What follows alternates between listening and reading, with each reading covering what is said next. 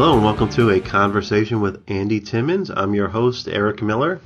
This is part of the Pods and Sods Network, and I want to thank you, first off, as always, for clicking the download button and the subscribe button, or whatever combination of buttons you click in order to find this episode. It's always super appreciated, so thank you for that. I was a Danger fan. They probably haven't aged terribly well for me, but I dig what they did at the time, and Andy Timmons certainly has grown far beyond his role in Danger, and he's a virtuoso. He's a guitar god. He's one of those guys that creates this brilliant guitar music, and gearheads love him, and his work actually speaks to fans outside of just strict guitar players. His music is engaging, which is unique and cool, and he does all kinds of styles. He's a session guy that's done a million sessions, and we go into a lot of his career, obviously his role in Danger, how he connected with them, but what he was doing before he hooked up with those guys, what he thinks of that era now. Obviously it put him on the map in a huge way, and what he's done since then, and he being an independent artist through the 90s, his recording of Sgt Pepper from memory, which is super interesting, and we talk about his new record, which is also really pretty great. So, and we talk about his Kiss fandom, of course, and meeting and learning a bit from Kiss. So all kinds of stuff in this episode. So hopefully you'll enjoy this conversation as much as I enjoyed having it. So without any further ado, Mr. Andy Timmons.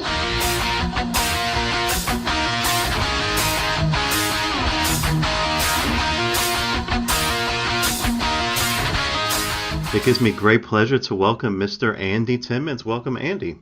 Thank you, Eric. It's good to be with you today. Yeah, cool. Thanks for taking the time to chat. I want to get into your solo work and your new album, Theme from a Perfect World. Mm-hmm. And I do want to talk about Danger because I'm a fan. Right on. I want to go back to the early days. Basically, how did you come to guitar or music in general? Do you remember?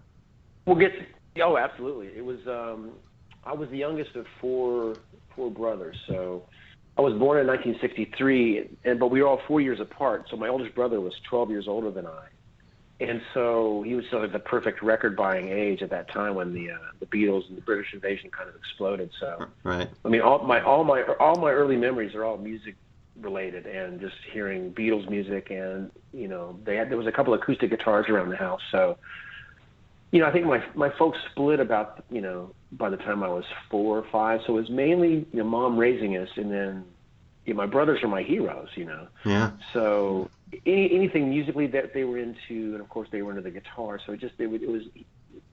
I mean, the sound and everything about it attracted me, but I think also it was once I started picking up the guitar, I see myself as probably trying to impress them and win their any kind of positive response, which was hard to do. Right.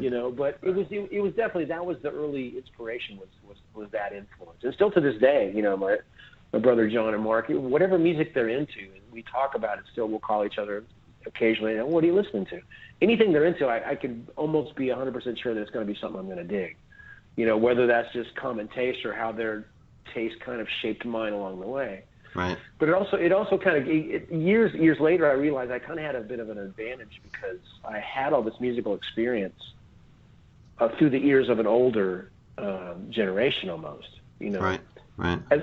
Growing up in the 70s as far as a learning musician, but I had all that stuff in the 60s and even some from the 50s just because it was around so much, and I had all that information kind of stored in a way that gave me a little deeper background than some of my similar aged musicians might have had. Right. But I think my first toy guitar was when I was about 5, and I remember being able to play on one string. I could play "I'm Not Your Stepping Stone" by the Monkees. Right. Because "Smoke on the Water" hadn't been written yet, so that one had a few years to go, so I had to start with something else. Well, I want to ask about heroes, because I think I read somewhere along the line that you saw Kiss on the Destroyer tour, which, if my math is correct, that would put you somewhere around 13, which is like prime age for Kiss in '76, right? Do you remember that? Oh, God, of course, vividly, yeah. And that is the key to the Kiss fandom. I think is you had to be the right age, because the older folks, at that time would have been more into more the mainstream, maybe, or Yes, or some more of the adult groups or whatever. Kiss was definitely more appealing to the younger audience for sure. But yeah, I was primed. There was some kids in the neighborhood, some older kids than me. I think I was 13, maybe they were in their mid-teens or so. But they had the Kiss Alive record, and they were dressing up and putting makeup on and putting on these pantomime shows. And so I would go see that, and then I got into the music through that, and then and I was also at the age where I was starting to learn, to play. At that point I hadn't had guitar lessons, but was kind of continuing on. I would, have these acoustic guitars that my brothers had, and kind of teach myself some chords on there. But then my first job, I was sweeping hair at a barber shop, and actually worked there for about 4 years. But that afforded me the opportunity to buy my first own records and buy my first guitar, which my first pay for my week of sweeping hair and doing errands at the barber shop was I bought Kiss Alive and the Raspberries' Greatest Hits. Wow. And I think that kind of tells you a lot about, I was into the rock thing, but I like the Beatley, Beach Boys kind of who-ish pop as well. Yeah, that's a really interesting combo, because Paul Stanley, boy, he sings the praises of the Raspberries all the time. Oh yeah, he's a big. Well, he and Gene, and years later when we got to, of course, the pinch me moments of going on tour with these guys. But that was the first concert I saw. I was 13. I went to see Kiss on the Destroyer tour, and they were the perfect group, I think, for a kid in his bedroom teaching himself how to play, because it was straight ahead rock and roll. Ace Frehley was, the perfect combination of all the British blues guys from the Clapton, Page, and Beck. He put it together in a really great, style of just, great ideas, great playing, very memorable solos. Yeah. So I was learning and going to see of course, the visual effect of this, this big rock show that I'd never experienced, and that power and that everything about it. And I just knew that day, this is what I'm doing. It was cool. Definitely that epiphany. And then years later, we're on tour with these guys, and I'm, palling around with Gene and Paul, and they're big because they grew up in the '60s, so they're like my older brothers, and so I could hang with them and wax, all about the Dave Clark Five, and Gene arguing with me, no, Andy, actually it was originally Herman and the Hermits. Right. I know my music. There was never Herman and the Hermits. He might have called them that. So we'd have these awesome trivia, discussions.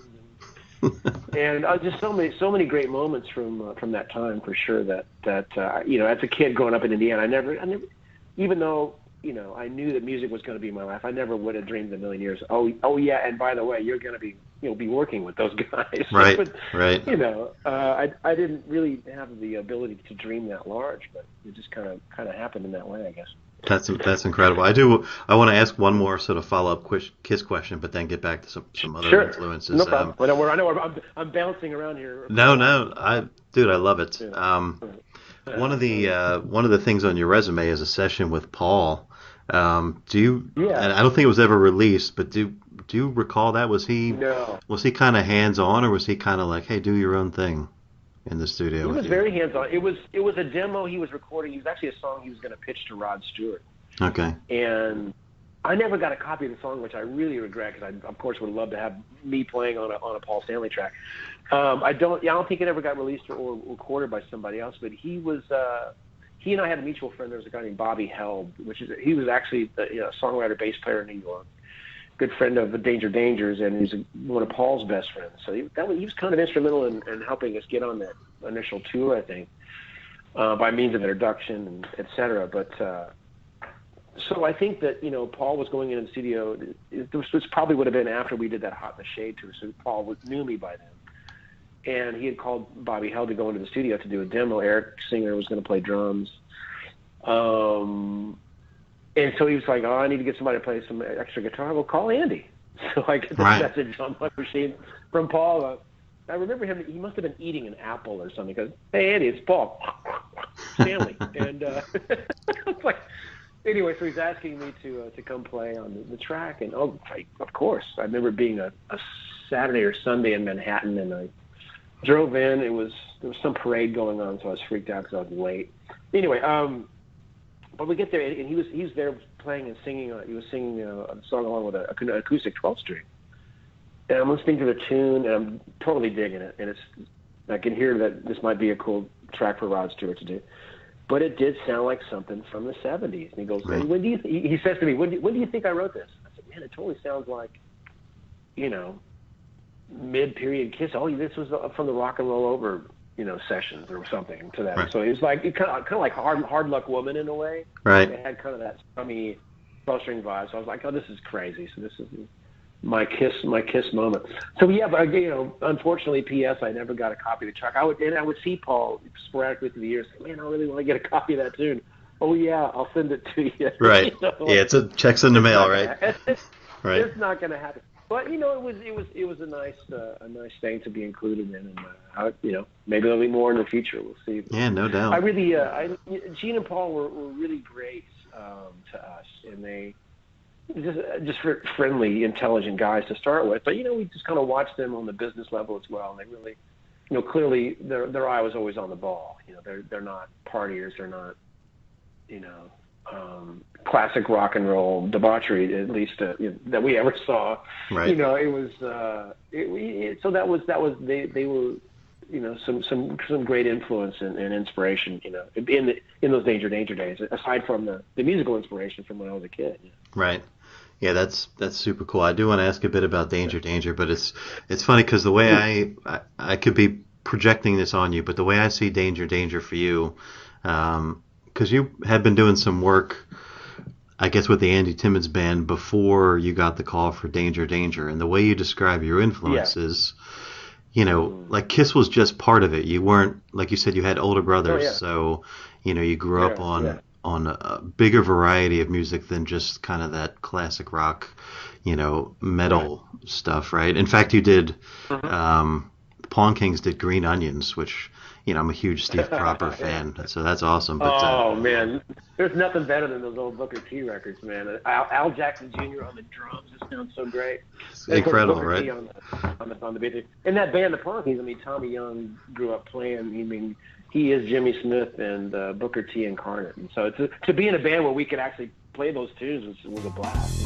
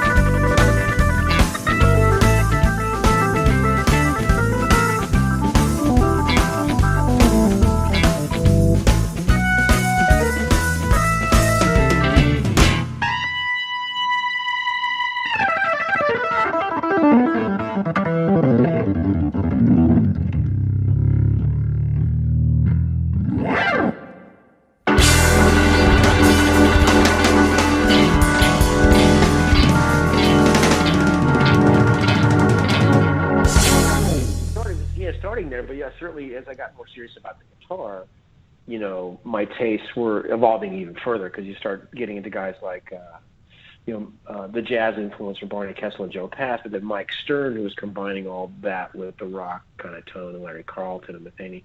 Right. So yeah, by the time Danger came along, I had really gone a way different path. In addition to the rock and roll, I was playing straight ahead jazz and fusion and. When the Danger thing came along, I would have much rather had a call from Miles Davis to take Mike Stern's place. Right. It was kind of where, in my mind, where I was headed. But, I may be jumping in with your question, but when the opportunity did arise, it did make a lot of sense.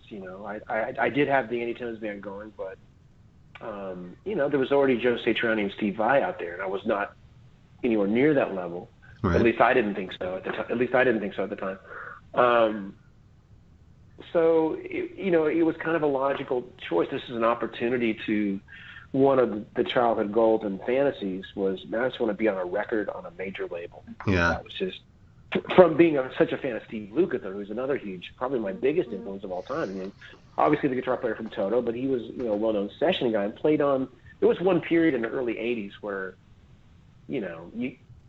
5 out of 10 top 10 records would have had him on that. You could hear him on the radio playing on everybody's tracks, Yeah. So that I saw myself being him and not the making it in a rock band to seem like such a winning the lottery type fantasy that I think I hadn't really focused on that. But then there it was knocking on my door, and even though musically specifically at the time it might have not been exactly what I wanted to do, it wasn't a stretch because I'm at the core I'm a rock guitar player. Right. Where all the influences that Steve and Bruno had as the main songwriters in Danger, all Kiss, Cheap Trick, all the same stuff that I love. We all grew up listening to those same records, and so it was like, oh, I can be a team player. I can put that hat on and love it and have it be authentic. So that's kind of how that came down the pipeline. Right. And so, of course, immensely happy that it did, because it certainly introduced me, on the world stage in a way, and established an early part of what would become a fan base for my solo record. Even though stylistically, again, I think that it was difficult for me to separate myself from that eventually, just because I considered myself a more serious musician than a guy in a band playing Naughty Naughty and Slip to the Big One. Right. So right. Which again, these are all valid, cool rock and roll tunes, and I'm proud of the playing and proud of the time spent, but I guess I had a little loftier goals musically eventually. Yeah. Had you had more of a creative impact in that group, do you think it could have evolved, or were you kind of always, I don't want to say it was temporary or hired gun, but did you feel like you had any control over the direction, or? Not largely. I think it was evolving. There was a third record that we made called Cockroach that at the time didn't come out. Eventually Bruno and Steve got the rights to release it on their own imprint. Right. But that was a step. I thought that was a really good record. The songwriting was maturing. I was being allowed a little more influence. It was frustrating because I'd rather be a full member in that way. But at the same time, I had total respect for Bruno and Steve's abilities. I thought they were really good songwriters, especially lyrically when Steve focused in not writing for the strip clubs. He wrote some amazing songs like I love Afraid of Love. It's definitely a Def Leppard-y sounding track, but he has a great ability to write great lyrics. So, and I thought that the band was maturing in a way, and I thought that was a great record. So obviously very disappointing and frustrating when it was eventually shelved by Epic.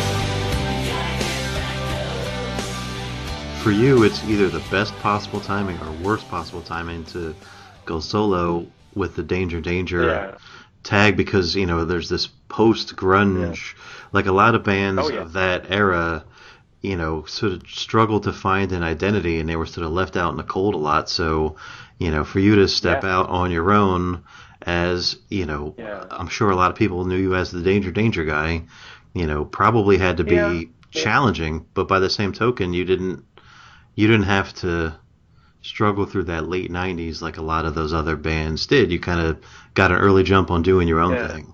Well, I considered myself a little fortunate, because once Epic shelved the record, and there was a lawsuit between Ted and Steve and Bruno and the label, that things really imploded pretty quickly. Because I wasn't a signatory to the original Epic deal, I was kind of, like you said, kind of a hired gun, but I was able to kind of just go back to Texas, tap back into the studio scene that I'd already been in before moving to New York to join the band. So I had work, and I felt, very fortunate for that, because I realized, what are the guys weren't going to do? Right. I don't mean that in a derogatory fashion. No, I totally understood. Again, outside of the band, I had tremendous ability to do anything that involved guitar, and that helped me keep working, from teaching to church gigs to whatever it might be, the recording scene, So in addition to, I just plugged back into my band, but the thing that happened to me at that time, I was completely unconcerned with the music business. Right. And what I mean by that is that after going through the heartbreak of, here's this record that we'd worked meaning the Cockroach record, we'd worked so hard on this record, and then all of a sudden, well, we're not going to release that, and you need to pay us $250,000 to get the rights back. Right. Which, checking pockets at the time, nobody had that money. Why would you work so hard on something and it not belong to you? And why subject yourself to somebody having that kind of control over your life? So from that moment, I even with the first release of X-tacy, which would have been about 94, 95, I don't remember. I didn't send it to any labels. I didn't try to shop it. I didn't want that. You know what? I'm going to record this music, get it out on my own, however I can. And then it kind of made its way out there. I got contacted from Japan. Why didn't you tell us you had a record? We want to release. Things just kind of happened organically, but I was in control of it. I owned the masters. I would license it to different labels. It's a much different ballgame, especially back then. Now it's kind of, that's the way you do it. Why bother with a label? Yeah, at that time, that would have been really unique. Like there's, like who's doing it at the time? Like Ani DeFranco and people like that, right? Yes, and Frank Gambale. But there was guys listening to it. Just there was a product I endorsed by Hughes and Kettner called the Tube Man, and I agreed to be in their ad if they would put a little thing about my record in a mail order address. Right. So they did that. So I, cool. Sold some records and kept us afloat. But that was the takeaway education of Danger. It taught me more about who I was as a person and what I thought about the music business, which being famous and making lots of money wasn't why I was doing it. Right. I might have thought that was a goal at some point. Who doesn't at some point fantasize about being the big rock star or having all the money. I realized that I'm not playing the music I want to play, and I'm not creating what's in my heart, and that's way more important than any of the other stuff.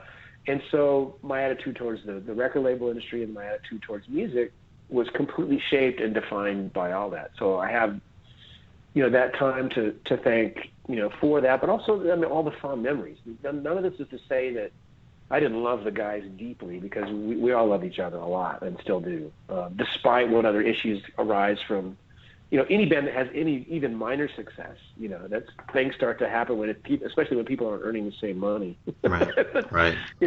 That how many stories do we have on behind the music where everything implodes eventually. Right. But that's what was so cool about the reunion gigs, was that first day of getting 5 guys in a room that hadn't been together literally in 23 years or something. It was like not a day had passed, because as any guy in a band that has any kind of time together like that, you form a bond that you don't have with any other people in your life. Yeah. Because when you're, on a tour and you're like in each other's pockets all the time, and fortunately the majority of the times were great. Everybody had a huge sense of humor, which I just adored about each guy.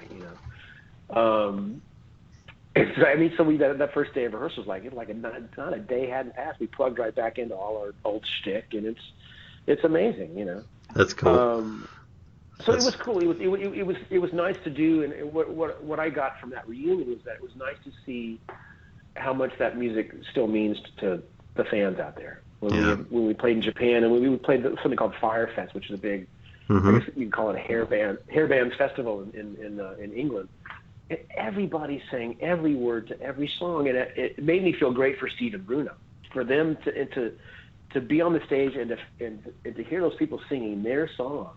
I mean, what better compliment and better career affirming thing than, man, this music connected with these people and it means something to them. And I just felt great for them, and Ted, who has really turned into a great frontman. He was a beginner basically when Danger formed, because he was a drummer. Right. He sang occasionally from behind the drums, Stephen Bruno's song.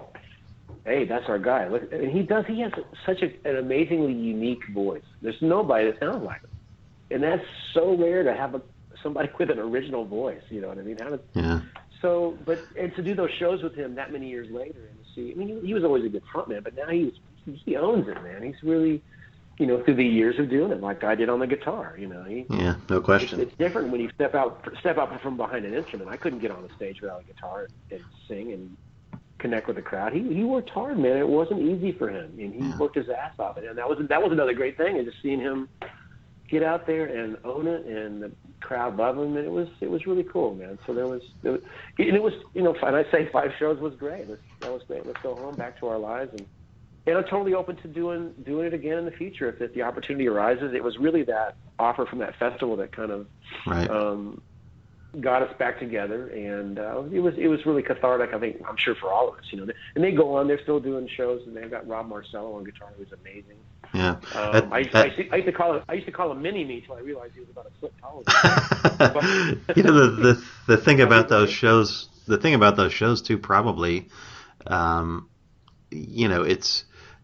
There's no business involved, right? You're like when you're putting out, the first 2 records and fighting for the third, it's the business is getting in the way of the fun. So I imagine with these gigs, it probably is just pure fun. No, that was it. And again, there was so much animosity building up within the band. I was probably unhappy because, like you say, I wasn't really treated as an equal creative member. And Ted was disgruntled, just because we weren't earning the same as Steve and Bruno, and all that now doesn't matter. It doesn't matter. The years have passed, but in the heat of the battle, things got pretty magnified.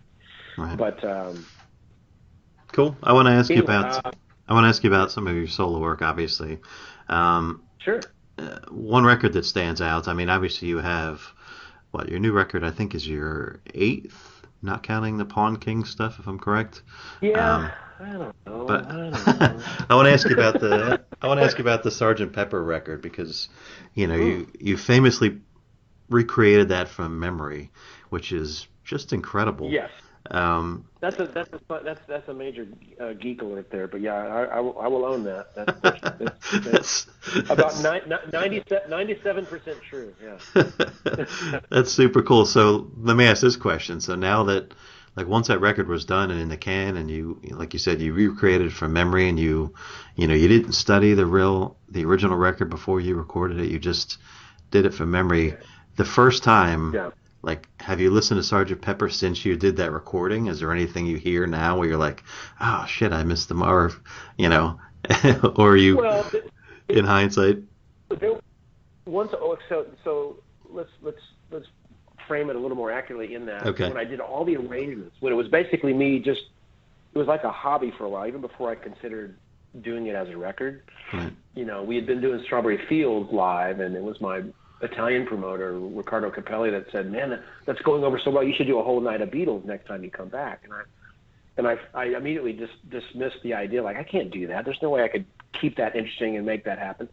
But he's the one that got the wheel started. Well, what if I did In My Life? How would that sound? What if I did Help? Or, I just started picking random Beatles songs. And again, I know the music so well, I don't have to put the record on. It plays in my head. Just put the needle on in my brain, and there it goes. And I hear it quite clearly. But then I think Lucy in the Sky was the next song that kind of, all that nice do, a little arpeggio on the keyboard. That fits great on the guitar. That came, and then at some point I must have thought, well, wouldn't it be fun if I could sit here and play the whole Sgt. Pepper record? Let's just see if I can do it. It became literally about a 2-year hobby of just kind of messing around with it. Just going, let's try this song. And okay, so the caveat there is that I'm kind of hearing how Mitch Marine, our original drummer, would play. Who's the only guy that really gets Ringo in a modern way. It's so beautiful how he plays. Because Ringo is just nearly impossible for people to recreate. There's just nobody that does it that well. I'm a major Ringo snob, as you can tell, but that's another interview. But the biggest problem was that, okay, as good as my musical memory may or may not be, it certainly wasn't 100% accurate. So, sometimes I would have remembered a chord wrong, but I a lot of times kind of stuck to it. Once we had to go back and reference, so the guy that had the hardest job was Mike Dane, and having to recreate as much as he could from Paul's original parts, but then marry it to the arrangements that I would come up with. And like there's a part in Good Morning where people running around, it's 5 o'clock, everyone in town, it's getting dark. The bass just rides an A, but the horns are going do do do do do do do do do do do do. And if I'm playing the melody and that line's not there, it's not going to sound right. So again, because we did it in a strictly trio fashion where I wasn't going to allow any overdubs. That I think that's what really helped create a way more personal reading of the material. Aside from going back and multi-tracking and trying to get every sound identical to the record, This was my musical memory. If I'm playing the record in my head and I hear it in a linear fashion, I of course can't recreate every layer. But if I support with a bass note or a slight couple of chord tones in the melody, or if there's a sound effect, or if there's a string line, whatever is to the fore of the mix in my head, that's what I try to incorporate in the linear performance. And that was the true challenge and fun of it. He's like, can I pull this off? And I will say I have not listened to the record probably since not long after finishing it, because it's an intense thing. Anytime you go through that creative process and you listening over and over and over, trying to get things the way you got it in your head. But once you let go, it's sometimes like that's not necessarily what you ever want to hear again. You enjoy playing it, but I think it'll be a fun listen when I get around to it.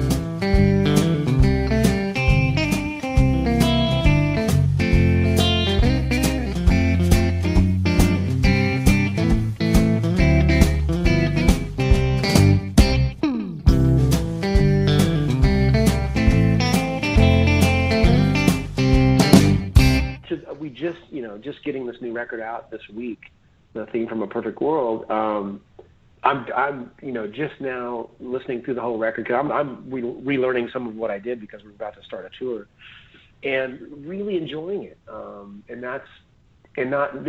love it because there's no regret moments like, oh man, I wish I would have. I'm still thinking, I think, man, we really got this. I'm really happy with it.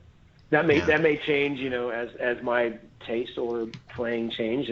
Hopefully it matures as life goes on. But for now, it's nice to be able to listen and finally, somewhat objectively, because until you kind of press that button and say, okay, that's it, we're done, send, however you submitting your music, it can be an agonizing process. The mastering process. Do we, more compression, less compression? So many things affect that final outcome, but it's so great to be on the other side of it now and go, all right, we did the best we could. I'm happy with it. Let's go play. Yeah, and it's one of the things about this record and maybe your songs that I enjoy is, each song feels like a bit of a journey, right? And this new record kind of has an arc to it, right? It kind of has a feel to it. Like there's optimism, but there's some sadness in these songs, and it kind of starts. Yes, well, very much. It kicks off with Ascension and goes. The last song is On Your Way, Sweet Soul, which sounds like a farewell, obviously, right? So is that something you constructed? Is that something you deliberately lay out? The shape of the record, I can't say there was any master plan in that way. Okay. But I think we did finally. I knew once we recorded On Your Way, Sweet Soul, that was the record closing. Yeah. No doubt. That was written as an elegy for a friend's cat that passed away. Okay. There's two cat songs on the record. My song That Day Came was about my wife and I's beloved cat Cookie Face when she passed away. Uh-huh. It's one of those things where you have these deep bonds with the animals and people. I'm not saying just about animals, but of course, people in general. And nobody lasts forever. No pets, certainly. Their lifespans are generally much shorter than humans, so we have to deal with that loss more frequently if we're pet owners. Yeah. And my wife and I would look at these animals and just say to ourselves, man, I don't want to think about when that day comes. Because at that point we hadn't had our son Alex, and they were our kids, man. There's soulmates. This cat was my wife's soulmate.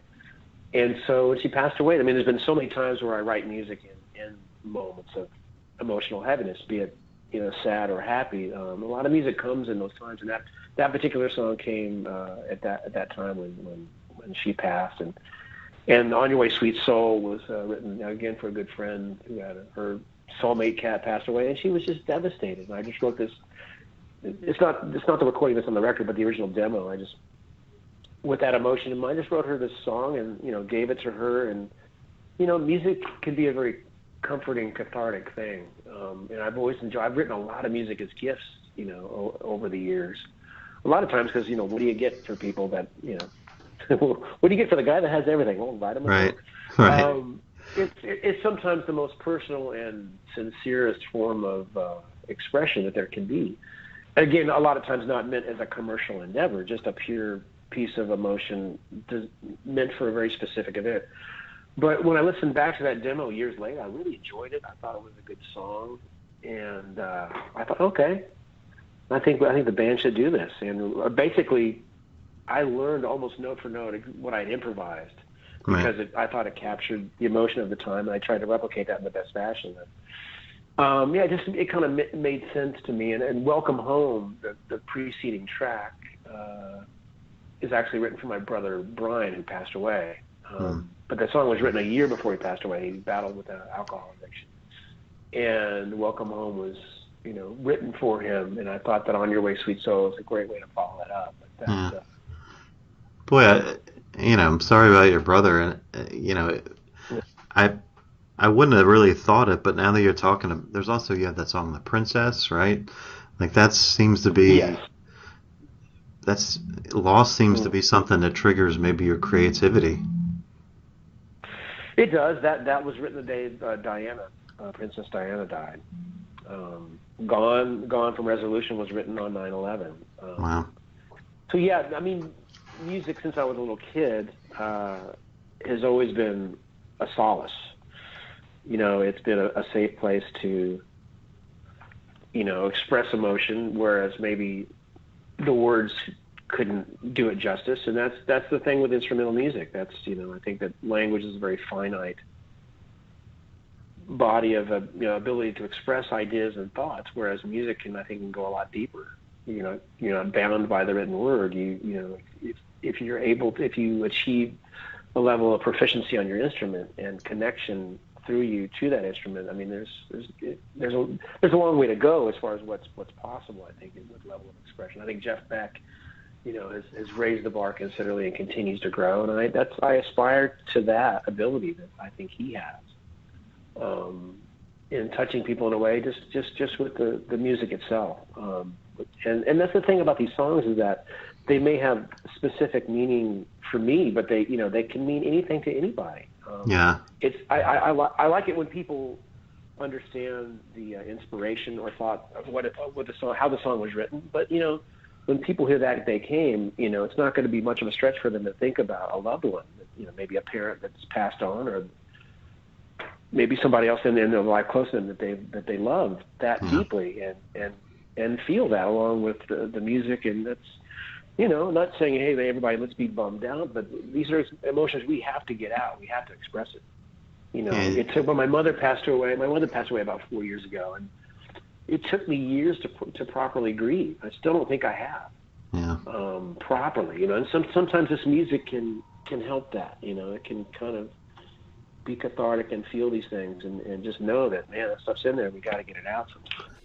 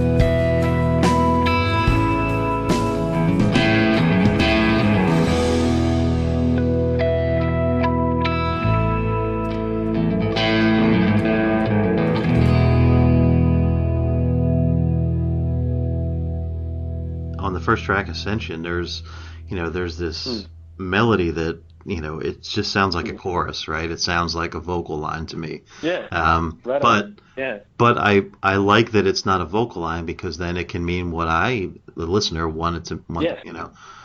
what I need it to Yeah. be, right?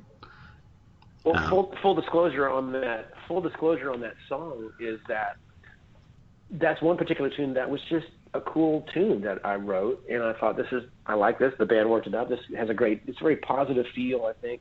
Mm-hmm. We were playing it live before it even had a title, and I'd done this a few times in the past, but it's never worked out. I'd go, let's say this, we don't have a title for this song. Let us know if it reminds you of anything. Come up to us after the show. Let us know what you think. Right. And you get people going, I think it should be called Road on the Highway, Driving Fast. Right. I mean, you would get all these just crazy, But it was actually my cousin's wife, Lisa Garnett, came up to me and said, the name Ascension comes to mind. And I see where she got that, because it's this wonderful ascending little repetitive pattern. I said, that fits it perfectly. So this is the one time where that actually worked out. An audience member came up, suggested the title, and said, that's it. Fantastic.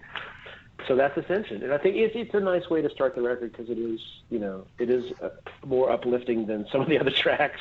Right. I almost wanted to start the record with That Day Came, and then follow it with Ascension, because that can have a trajectory all its own there, from the passing to the rising, to the next level.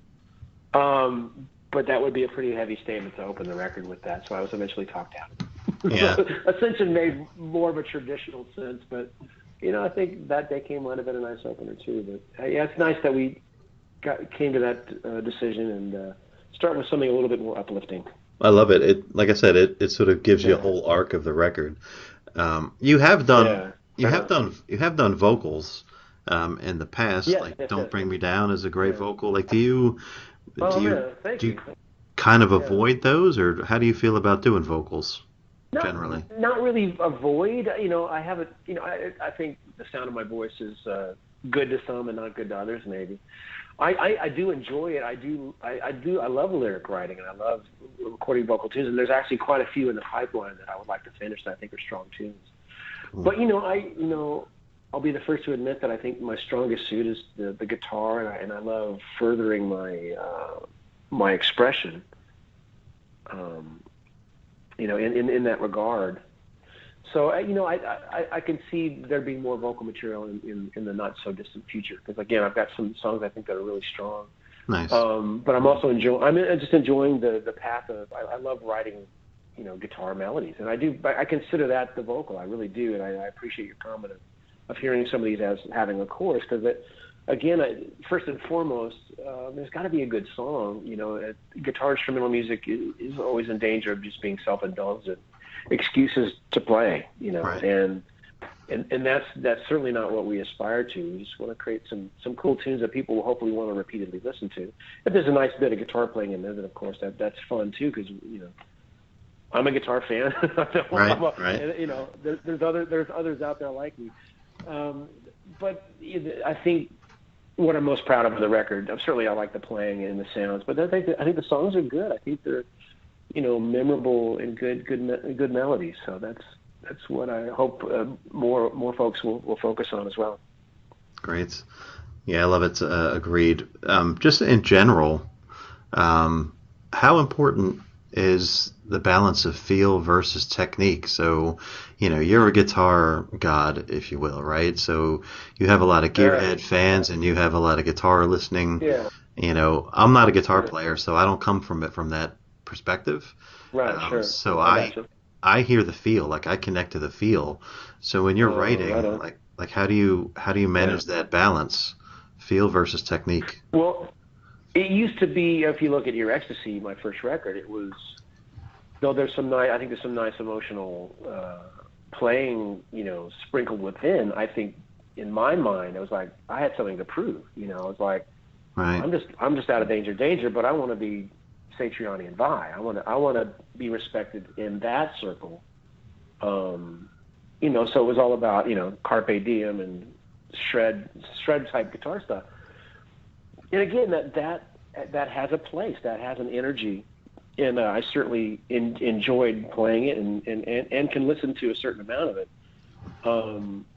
But as hopefully any artist trajectory, that your tastes are gonna change, your abilities are gonna improve, hopefully, Right. and the emotional part became way more important, and really is the driving factor. And I don't think there's really, to play the way I play on this record is deceivingly, it may sound simpler, but to really do it right, there's a huge amount of ability and technique to get it to that point to where it doesn't need all the fast and the more chops-oriented type material. Right. You can say a lot more with less. And there's the shining example again of Jeff Beck, where he can shred it up and rock out, and he does it well. But it's not my favorite part of his playing. My favorite part of his playing is when he plays, Corpus Christi Carol and sings it on the guitar like Jeff Buckley.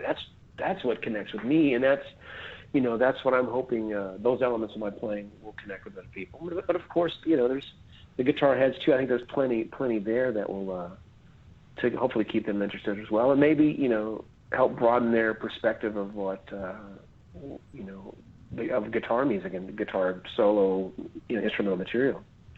Awesome. Well, you're hitting the mark, sir. It's a great record. So thank you. Thank you. I appreciate that. Oh man, I appreciate your just checking it out, man. It's hard to get people to listen to a record these days, right? Yeah, no doubt. I'm sure. Yeah. But no, so far, there's been some nice response, and people seem to be checking it out. So I can't wait to have it officially come out this Friday. It's crazy. Awesome. And you're hitting the road, and people can find all your dates and stuff is AndyTimmons.com is your website. That is correct. Yeah. We were actually, it's the new site should be going live any day now. We're just now finally updating. It's been 10 years since our last web design. So to say we're a little behind is to say the least. So, but AndyTimmons.com will remain the website. Okay. Right now, people can go to AndyTimmons.bigcartel.com is where the new store is. Yeah. And also Facebook, obviously, is a good resource.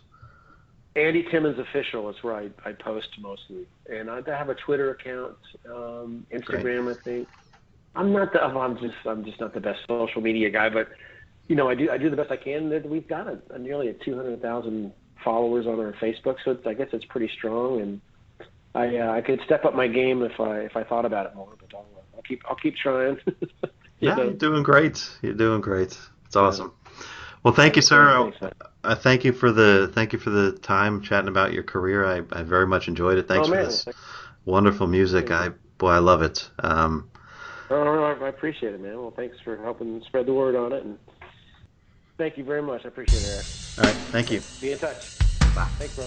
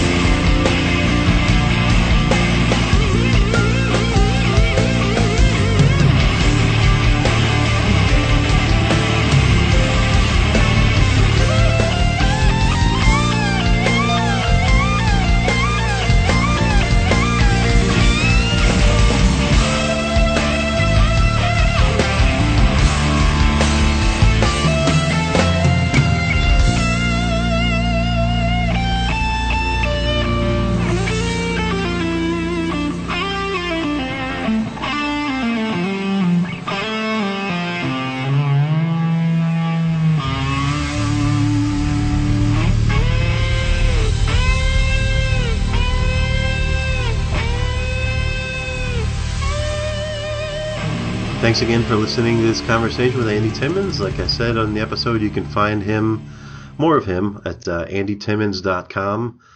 He's got a store, he's got tour dates, all kinds of goodness there. So please go check him out and support what he does, because it's great. And you can find more Pods and Sods on our website, which is podsodcast.com. You can also find us on Facebook, which is facebook.com/podssods. You can find us on iTunes. I think we're in Stitcher. If you Google Pods and Sods, you'll find all kinds of goodies. So hopefully you'll do that and leave some positive reviews and comments if you do. That's always a much appreciated thing. Kind words. Who doesn't love that? So having said all that, thanks again, and I will leave you with some words of wisdom that I always close with from Mr. Bill Hicks. Thank you.